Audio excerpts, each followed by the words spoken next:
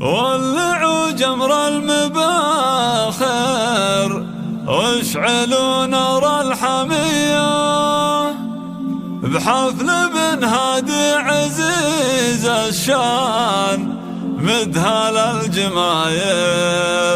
الكريم اللي كفوفه في العطايا حاتمية باسمه الرحب بقيفان القصايد والجزايل باسمه الرحب بقيفان القصايد والجزايل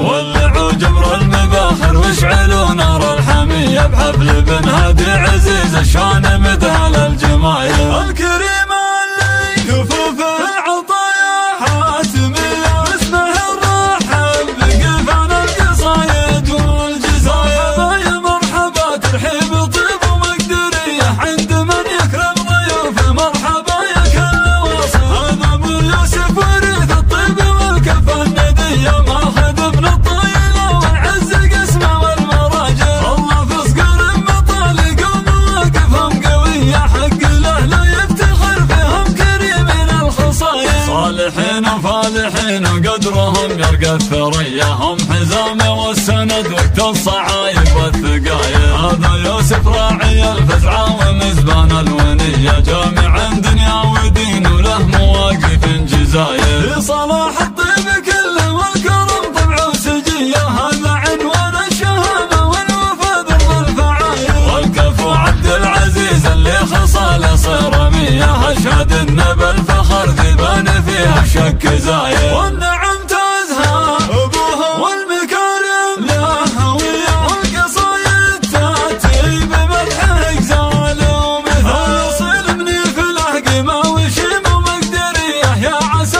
ما ينقطع ذكره ولا يطفي بضية عنده تهون العسيرة والظروف اللي عصية والكريم النادر مني في الشهم ذرب الفعايل من سلايل هامة العجمان والرسالة بيه الرجال اللي لهم بالطيب عنوان ودلايل ختمها ندعي له الكون خلق البريه جعل سنينك يا ابو يوسف مديدة وطوايل يا عسى الله يسعدك يا الشهم في صبح وعشية بشوفة احفادك عسى يرزقك يا وفي الخصايل يا عسى ربي يديم الخير والفرحة الهنية والتكاتف والتعاون